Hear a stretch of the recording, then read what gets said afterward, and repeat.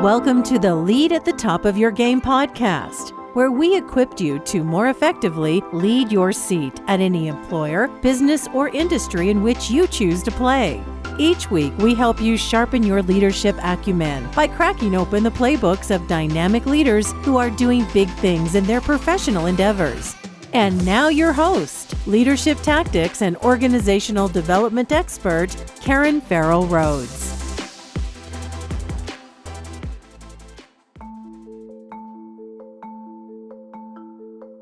Hey there, superstars. This is Karen, and welcome to another episode designed to help you better lead at the top of your game. You know, many leaders are used to being the brains behind an organization, and this is indeed their comfort zone. But frequently, they lack the skills to be just as effective as the face and the voice in the front of the organization. And this is where our guest today helps leaders to bridge the gap. On today's show, we have a true expert that empowers executives to become confident, inspiring leaders through mastering what she calls the 3 C's of vocal executive presence. And those 3 C's are commanding the room, connecting with the audience, and closing the deal. Dr. Laura Sicola is a leadership and communications and influence expert who's also a renowned speaker and author of the book, Speak to Influence, Mastering Your Leadership Voice.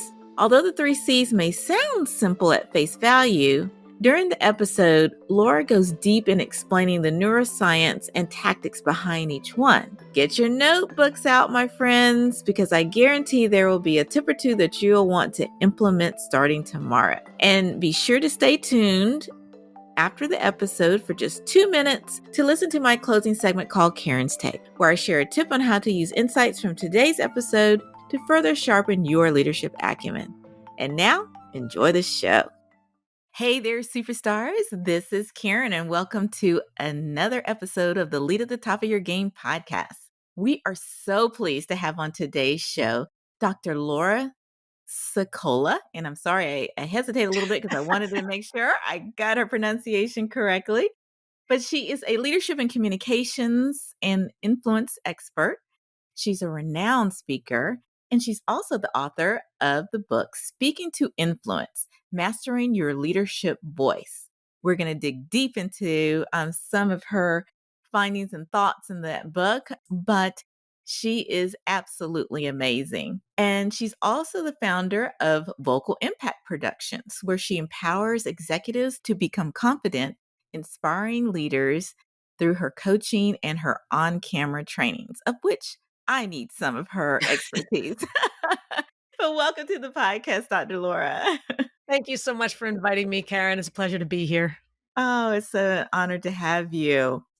Well, we are super thrilled to have you on the show because we try to provide different aspects and lenses of leadership that professionals and individuals need to take into account, and making sure that you have a solid executive presence and a leadership brand is definitely very important. And due to your expertise, I was dying to get you onto the show.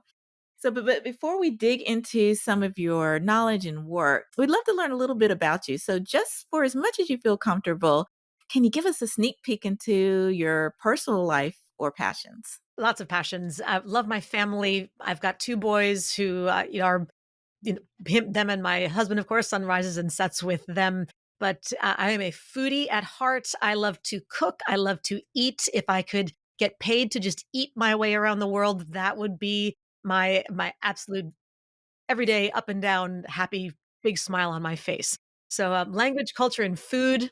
That's a happy Laura. Oh, that sounds like a happy Karen too. I think we're sisters from different mothers. Yes, just from another 'Cause mister. definitely a foodie, love to travel.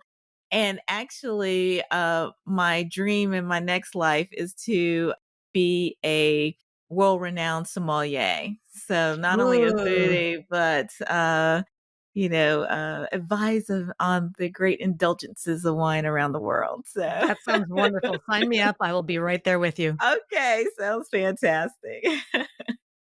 Well, thank you so much for that, Laura. And we'd love to, let's dig deep into some of the work you're you're doing. So, why don't you first share with our audience a bit about your current company and how you're currently assisting clients and that piece of work? Sure. Vocal Impact Productions, the real focus is executive coaching and trainings. So whether it's one-on-one or in teams, groups, etc., it's working with the leaders who are used to being the brains behind the operation and need to be as effective as the face and the voice in front of it. And we all have those moments where we're talking and we're suddenly thinking to ourselves, you know what, that sounded better in my head. Or, right? Or Yeah. we're having a conversation with someone and they respond and we think to ourselves, how did you get that from what I said? Where's that gap between what I think I said and what you think you heard? And my job is to help close that gap so that the leaders know whether they're talking one on one or one to many, in virtual or in person, regardless of who the audience or who the stakeholder group is, that they can take the genius in their brain, the expertise, take the passion in their hearts, and know that when they open their mouth, it's going to land as intended and have that desired impact. Get people on board with the vision, get everyone rowing in the same direction towards that end goal that they want. So, really, that's what we really help leaders to do. Wow, you should be an absolute trillionaire because that is what every single leader that I know I've worked with through our clients at Shackly Different Leadership always strive to want to be able to do, but unfortunately have a tough time and struggle being able to accomplish that. And I'm curious, what do you see as some of the major roadblocks to them being able to be better savvy in that area? Is it knowledge? Is it fear? Is it lack of expertise or something else? It's almost never a lack of technical expertise. If anything, people often get stuck in what I like to call the expert's curse, where they know too much about their industry, about their vertical. You're in finance, you're in IT and cybersecurity, you're in marketing, whatever it happens to be. And we forget that we need to translate that expertise for whoever the audience is and whatever their needs are. We can't just educate by the fire hose method, right? Open mouth, turn on fire hose, drown the audience in data, in details, in minutia, and get lost in the weeds. We have to think about, well, what do they actually know already or not? What blanks do we have to fill in? What do they need to know or not need to know? What do we love but is utterly irrelevant to them? Do we need to paint pictures? Do we need to tell stories? Do we need to give some background to something? And most importantly, why do they need this information? What information do they need? And how do we not just provide it to them, but we provide it to them in a way that makes it super easy for them to then take and plug and play for whatever their application is? If you're talking to someone in the C suite, well, what do they need this information for? Are they going to, do they need to talk to investors, to the board? How do they translate that? If we're providing data that is more tactical, they need it for strategic planning. What is the relevance in the broader strategic plan? How do we help them see the relevance of what we share in a way that is most valuable for their objectives? If you can translate that, that's where you become most valuable. I so agree with that. So, yes, and it's also very important for them to know that there's a variety of ways people take in data and information, right? Adult Yes, learners. So, while you might be putting on a presentation or talking to them where you have to include a lot of data, they might need to be conscious that there are others who might, their eyes might glaze over with all the data, and they might have to start out with the high level big picture of where they're going and then provide, different information inputs, if you will, sure. based on those. So I absolutely love that. And I understand that one of the aspects that you share with your clients that's very important is for them mastering what you call the 3 C's of vocal executive presence. So Yes. I'd love for you to share with the audience members what that is exactly and why are these 3 so important? The 3 C's are the foundation of everything that I teach. It is really, very simply, the ability to command the room, connect with the audience, and close the deal. And to quickly break those down, commanding the room is about how you show up. It's about your presence. It's about, can you catch their attention and keep it? There's a difference between commanding respect, commanding attention versus demanding it. If you have to demand it, you will never command it. So the way that you stand, the way that you articulate your ideas is going to hopefully captivate their attention and compel them to want to continue to pay attention and focus on what you're saying. That's the command part. Connect with the audience. As you're talking to them, there needs to be an establishment of a mutual relationship that says, you understand me and I understand you. In some way, shape, or form, we're on the same wavelength. And there, mutually, you can move forward. And then the closing the deal is not just about signing on the dotted line. It's not literally about a sale and that kind of a deal. It just means getting to yes. It means coming to an agreement together, even just moving the needle, just half a click. How do you come to that mutual understanding about what needs to happen next? Once you've got that, we understand each other better. We may not agree on everything. We may not have completed all negotiations and discussions, but we have a better understanding and are now able to take the next step together. That's closing the No, deal. I love those, all three. A question about the first one, I believe it was command. What was that? Yes. Command Command the room. the mid-room. Curious, when we did our research for my book, we found that part of the efforts in commanding the room was making sure that you found a win-win topic of discussion that was important to both you, but also important to who you're trying to speak to or influence as well. Sure. Something that was a of interest or a pain point or a point of curiosity, something that they were invested in, so, that they couldn't just, like, find on Google. So it's hard to lead someone if they don't feel they need to be led. Sure. I'm curious, is that part of what you saw and thought through with your clients as you read the book on the command piece, or did we just take it more from an execution lens, which is a bit different? I think identifying common relevance is essential for all three. You can't command the room from the very beginning if they don't understand why you're here and why they should be listening. You're Right. already not going to connect with them because they don't even know why you're having this conversation. And you're not doing any better job as the conversation goes along of clarifying that point. So there's a disconnect from beginning to end. And if you can't do the first two, you're not going to do the third one. So there's no deal that's going to be closed. The door might be closed, but that's about it. No, that makes a ton of sense. That makes a ton of sense. And once individuals apply the 3 Cs, or as they do so, I'm sure it's tied into weaving what I call a red thread throughout what the story you're trying to deliver. So that brings up the whole concept of compelling storytelling Sure. and, how to, and if you do that well, you probably will be regarded as a renowned expert. But I'd love to get your thoughts on the importance of storytelling and how that drives one to be considered as a go to expert or someone that has a very strong leadership brand. What is your perspective on that? I think storytelling is a required skill nowadays. It is not enough to be a human spreadsheet who can just spit out data. That's Yeah. nice, but that means you will be always the support person. When I need to pull out my calculator, I pull it out. It's a support tool.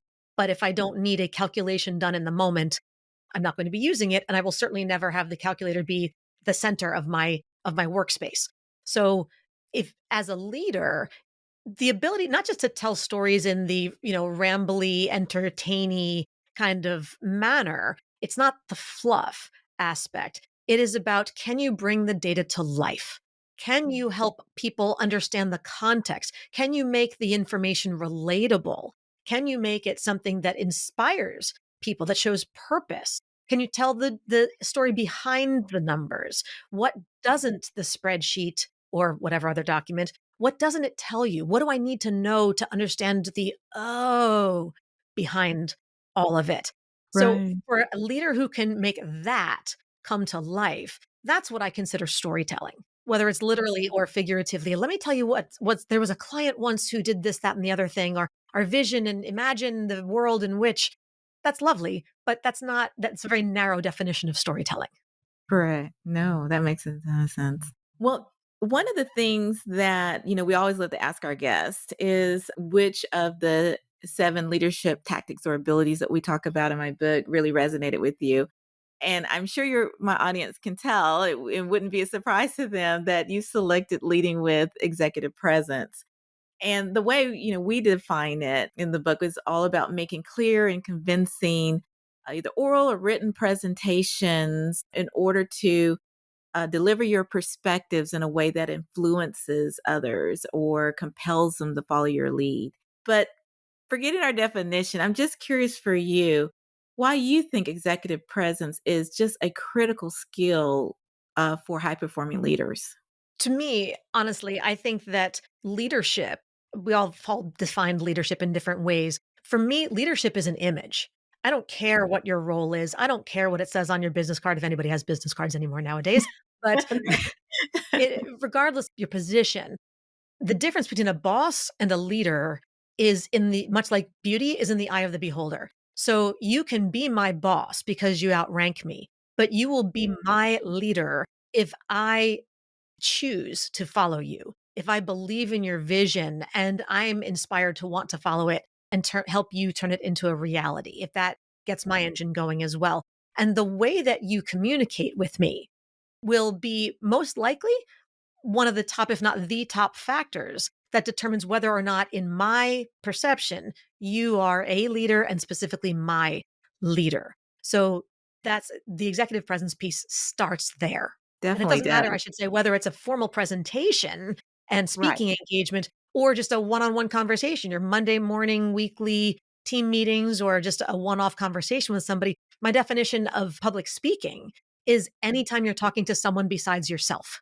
You're absolutely correct. And when you make an excellent point, because it is not necessarily you being on a stage per se, when we use it because we focus on actual execution in one's day to day role, we talk about anytime you're speaking to anyone else, whether it's one or 1,000, being able to meet them where they are and have a convincing and compelling story with a mix of, facts and information as well as storytelling and presence is very important to capture their attention enough to earn the right for them to give you their followership. Yes, earning Yeah. the right. That is exactly what it's about. Wonderful. Well, Laura, we love to peel back the layers of the onion a little bit and give our audience listeners just a few distinct information and tips. And one question that really popped out for me is how do you actually get this done? And I understand that you have identified 5 speech pitfalls that might undermine your authority or influence. And I was wondering if you can run through those for us. There are many pitfalls that we all fall into, and we like to pick our favorites. We all fall into different ones at different times. So I'll share a few of them. The first one, of course, is just not thinking through the desired end result before you start talking. And whether it's in a formal presentation or just a one on one that you're having, a regular weekly meeting, when every engagement that you have, there are three levels of impact. And those three levels of impact are going to be cognitive, emotional, and behavioral. In other words, when you're done, what do you want people to know? Or how do you want them to think or believe something differently? How do you want them to feel? And what do you want them to do? How do you want them to behave? What action do you want them to take? And if you just walk in and say, here's just the stuff I want to talk about, the likely impact that you will have is none. 0. Right. Which Yeah. at best people glaze over, they multitask, they don't know why, you're just blathering, yeah, because you have stuff you want to talk about. As opposed to saying, where do I want to go? It's like getting into your car, turning on the GPS and saying, calculate route. And it's going to look at you and say, to What? where? Rare. Right. I can't until you give me a destination. So we need to do the same with our conversations. Figure out your destination and then calculate route. How do you need to approach this conversation to get people to where you want them to go? So no premeditated choice in the three levels of impact you want to have means your car's not going to leave the starting point. You will have no impact in the end. So that's by far, I think, the most important one. So let's see. The second one, we really don't realize that there is a gap between the movie that plays in our mind and what we think we're saying and the movie that plays for everybody else, what they hear. Good And point. we've all had those moments where we see ourselves maybe on a little selfie video after a party, a get together, and 10 seconds later, after the movie's recorded, we watch it and we go, oh my gosh, okay, yeah, that sounded better in my head. Or what was I doing with my face? Or who let me out of the house wearing that? Why didn't anybody tell me that's what it looked like? All Right. these things. But it's like, why are you surprised? Because you were there when you put it on. You were there when you made the video. You were there while you were talking. And yet Right. when we see it later, we're surprised. So I think one of the best tools that we can use to really close that gap between what we think we say and what they think they hear is the video. Take just a minute and again, when you're planning that intention for the outcomes that you want, take your phone, go into a room, close the door, talk to yourself, put on the recorder, and just go through the first minute. You don't need to rehearse the entire presentation, just the first minute. In my book, I talk about what I call the 60 to 60 rule, which is that in the first 60 seconds, you're going to set the audience's expectation for the value that that you are going to provide over the next 60 minutes or however long you're going to take. So just see, how are you launching into this conversation? What impression do you make? Are you organized? Are you empathetic? Are you confident? Are you pick whatever it is that you want to project? And then watch that video and say, was I anywhere close on the same planet, much less the same GPS route?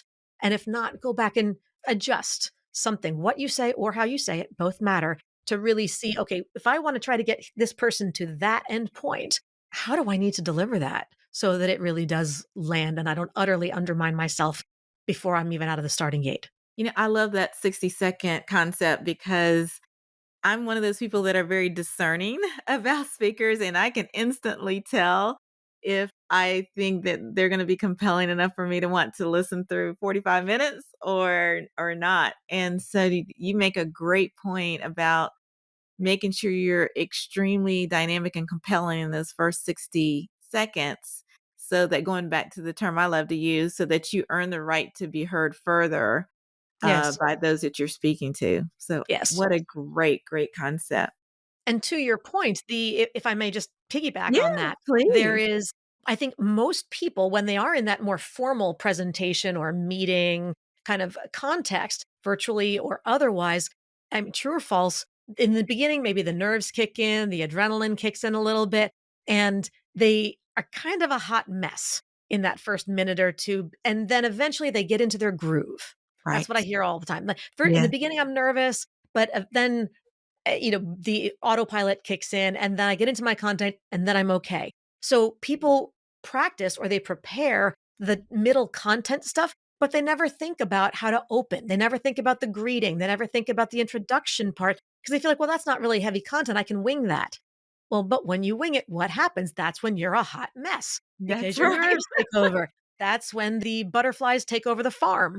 And we don't want that to happen. So Right. work on just smoothing out that first minute. How do you want to open it? You should not have to think about what you say in that That's right. first minute. It should just kick in because you have planned, you have Planned it. prepared, and then you just coast on that on ramp for those first 60 seconds. You bypass the nerves, and then you're in smooth sailing for the rest. But boy, does that first 60 seconds matter. Oh, love that. Absolutely. Just priceless. All right. I think we're up to number 3. Oh my goodness. Let's see. The number 3 would be, and that maybe 3 and 4 or 2 and 3 together on that last one, but I would truly encourage people to focus on the sound of their voice, in particular the tonality. And tonality is the highs and the lows, the melody of your voice. One of the biggest mistakes that people make, and it is something that women get pegged for a lot more, and younger women in particular, and that is a utterly unfair and false narrative that they do it. Men and more mature adults and everything else do it just as much, is a pattern called upspeak. And upspeak is that pattern that sounds like you're asking questions at the ends of all your phrases and sentences because your voice keeps going up the way I'm doing it now. And it is a habit that most people fall into at one point or another. There's a variety of reasons why we do it, but it is something that utterly undermines our authority because sounds like we're uncertain, like we're asking a question. And it literally mimics a structure that's called a tag question. And it's in English and in many other languages as well, where you make a statement and then at the end you say something like, right? Or, or okay. And if you want to ask that once in a while, fine. But you don't want to say it at the end of every sentence. So similarly, you shouldn't inflect it at the end of every sentence, because if you do over and over, it sounds like you're perpetually begging for validation. And if I am constantly begging you for validation, right? Okay, you know what I mean? Then who really is the authority? I've That's just given right. away all of my power and assigned you as the lead in this. So why would I do that? We need to make sure that as we're making a point, we have a period at the end of our sentences. And then we can start at the next sentence. That's fine. But there needs to be an end. We all have those friends who send text messages that are those horrific missives that just are running on, rambling, stream of consciousness. There's no grammar, there's no spelling, there's no capitals or punctuation. It's just a hot mess. And when you see that pop up on your phone, your eyes You just roll go, your oh, eyes. right. You don't even want to look at it. You're like, oh, you just type back, sweetie, call me. I can't read this. That's at best. If you even acknowledge that it came through, that's how most of us talk, is that stream of consciousness instead of being intentional. Here's my first sentence. There's the period. Now I'm going to make my next point. And when you can speak decisively and intentionally that way, it just adds a gravitas, adds an authority. You're not being demanding. You're not saying this. It's not yelling. That's different. But it sounds like you mean what you say and you want people to be there with you as opposed to unsure. So just being careful about that tonality piece makes a night and day difference in gravitas. Love that. I'm taking notes, as you can probably Yep. tell. Like, that's why I keep looking down, making sure I capture all of this. So were those the 5 or was there one more? No, look, there's so many others. So five is an easy number, but I just wanted to make sure I'm pausing also and to really practice as I preach and not just say, let me tell you number one, and here's number two, and here's number three, and here's number four. And people are going, oh my God, that's too many. Let her take a breath and let Karen talk, please. Well, I do have one question. So I Yeah. do thank you for the grace of the space, and the pausing. What is your perspective on humor or laughing during the presentation for the speaker? I'm guilty of that sometimes, and you can throw tomatoes at me if it's inappropriate. But and I don't do it a lot, but I do try to have the audience warm to me. And so I'm just curious, is that a no-no? Or do it on a limited basis or not at all? Am I losing my authority by infusing a bit of humor and smile? I'm going to give you my favorite and most annoying answer on the planet, which is It it depends. depends. Yep, I exactly. figured. And that's always what is the truth, right? It's about contextual appropriateness. Who is your audience? What is your topic? What is the situation? Are you a chief information security officer who's addressing the board after a massive security breach that's going to take a couple of days or weeks to right the ship on this? Starting with a joke, probably Not so good. not in your best interest. Are you giving a Right. toast? A good number of jokes and comments along the humorous lines will probably be well received and prayed for by most people for that matter. If it's something in the middle, dropping a little bit of humor to just lighten the mood here and there is extremely valuable. Who is your audience? Are you in Japan or in Germany where The cultures are different. meetings are culturally a lot more serious? Humor is Yeah. not the same way. Whereas here in the US, dropping humor in here and there as a little sarcasm, a little of this or that is common as long as it's maybe not at somebody else's expense or men in particular. I'm always amazed at the locker room talk that goes among men, how ways that women would never do to each other. Men will insult each other right and left about Yeah. everything from intelligence to body size to you name it. And but that's how they bond. Can you Yes. imagine a couple of women talking to each other and making weight jokes? Oh my gosh, no, you'd Not be at all. ostracized for the rest of your life and probably have a conversation in HR. But Right. it's guys can do that with each other in a way that women don't. Again, whether from one organization to another, it's appropriate or what, but it's who's your audience is all I'm saying. So humor has its place. And of course, what you joke about. has its place and who can take it versus give it more than the other. Some people like it, some people don't. So knowing how sensitive is the person, is the audience, who it's in front of. I think there's definitely a time and a place. Humor is something that can break the ice. Humor is something that can equalize. Self deprecating humor, if done the right way, can really make somebody less intimidating, much more relatable. I think if you can do it well, absolutely. What we do also want to be careful of on the flip side is allowing the nervous laughter to to betray our uncertainty certain times.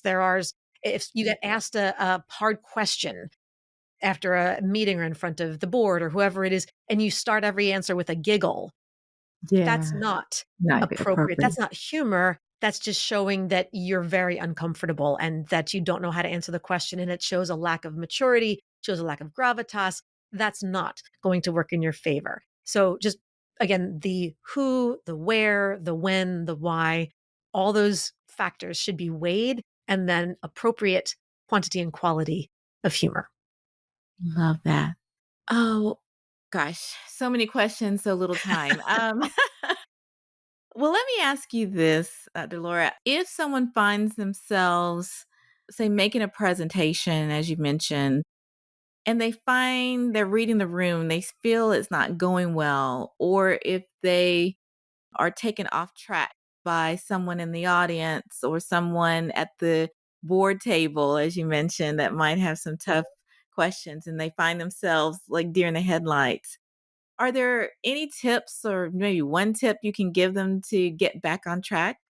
By chance, is it take a deep breath? Is it take a break and regroup? What do you recommend when things aren't going as well?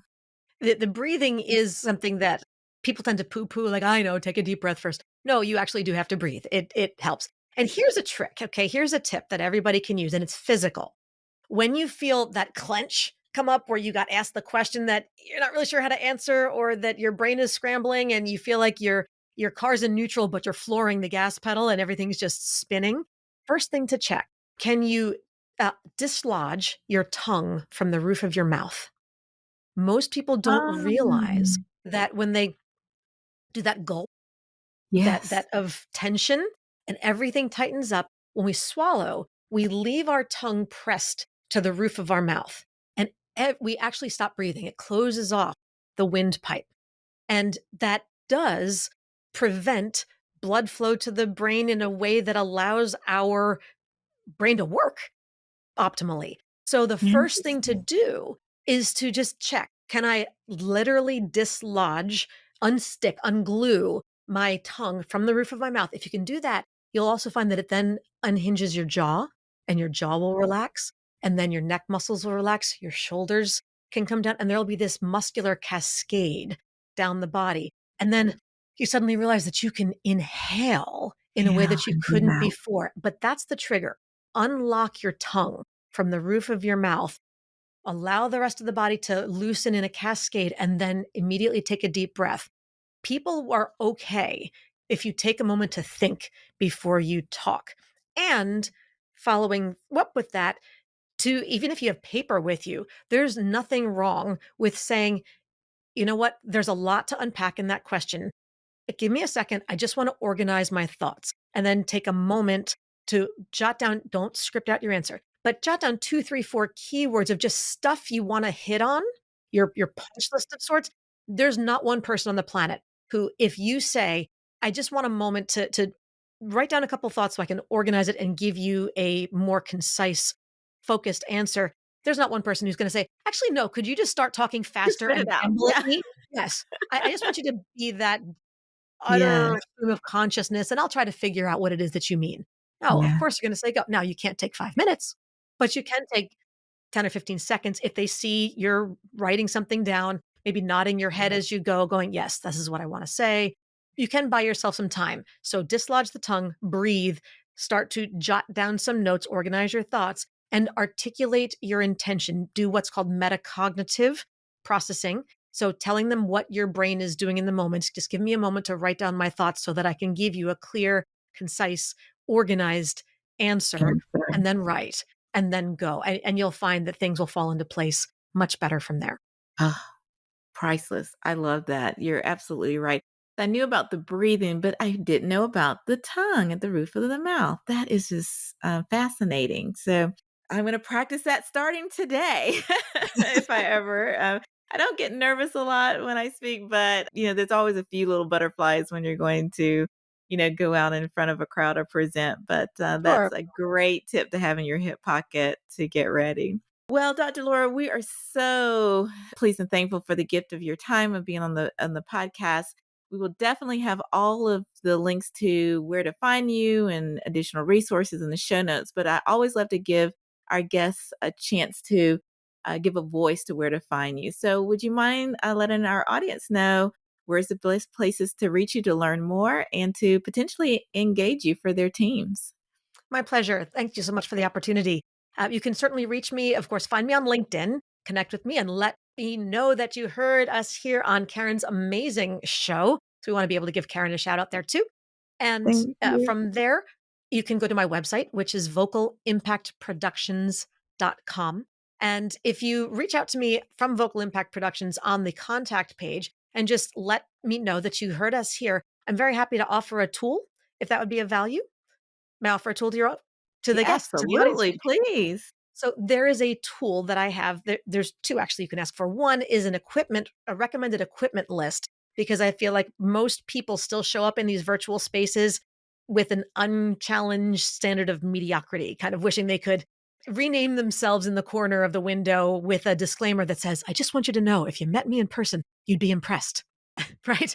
And so the way that you show up, there's different kinds of microphones, lights, and things that change your image, that brand really quickly. So if you let me know that you'd like the recommended equipment list, I'm very happy to share that with people. And that way you don't have to boil the ocean and guess on Amazon which of the gazillion options is right for you. So I've pre-vetted a couple that I personally like.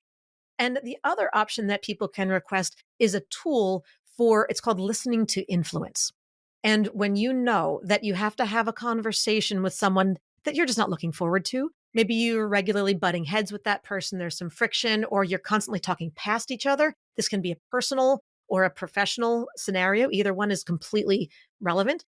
This is a very simple protocol to follow to ensure that both people go into it with the expectation and leave with the catharsis of having felt, heard, and understood. Finally, Oh, being heard when you are exiting this conversation. And that's how you move that needle forward. There may be many other conversations to follow before you come to okay, so what's the solution? But you know that at the end of this conversation, you won't just be talking at someone and feeling like, why aren't you listening to me? You will leave with the guarantee that you will feel heard and understood, and so will they. And I'm happy to oh, share that protocol. oh, wonderful. Well, thank you, Dr. Laura, for offering that to our audience members. And thank you, audience members, for listening to this episode. Make sure you go to those show notes to go to the link to her website. Ask for the tool. You don't get a lot of things these days for free. She's offering this as a valuable tool for you to use in the next day or so. And I'm sure she has a lot of other resources on her site as well as to pick up her book. And we'll have links to all of that as well. So once again, thank you, Dr. Laura, for being with us today. We appreciate it. Thank you so much, Karen. It was an honor to be here. All right. And thank you again, listeners, and hope to see you again next week. Take care. I hope you enjoyed our conversation today with Dr. Laura Sicola, author of the book Speaking to Influence, Mastering Your Leadership Voice. Links to her bio, her entry into our leadership playbook, and additional resources can be found in the show notes, both on your favorite podcast platform of choice and on the web at leadyourgamepodcast.com. And now for Karen's take on today's topic of the leadership voice. Today, I want to share a renowned resource on helping you to develop your own leadership voice. It is the book called The Leader's Voice: How Your Communication Can Inspire Action and Get Results. It was written by authors Boyd Clark and Ron Crosland, with the leadership expert Tom Peters actually providing the foreword to the book. It's an oldie but goodie of a book, and it was one that my team at Microsoft used when we were developing our high potential leaders, but whose lessons still apply today. The leader's voice is backed up by over 20 years of communications research after the authors reviewed over 1,100 examples of leadership communication. Their big point is that leaders, at their best, communicate simultaneously on 3 levels: factual, emotional, and symbolic. And they use the acronym FES to articulate the model.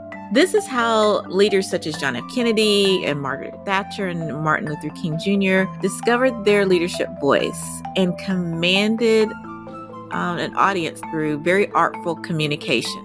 I hope today's info will really help to jumpstart your thinking and, get you ready to create your own leadership voice.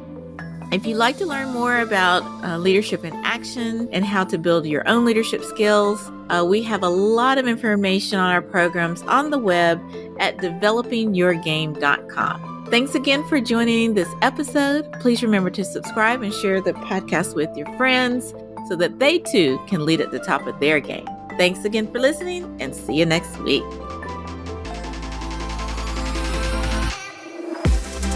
And that's our show for today. Thank you for listening to the Lead at the Top of Your Game podcast, where we help you lead your seat at any employer, business, or industry in which you choose to play.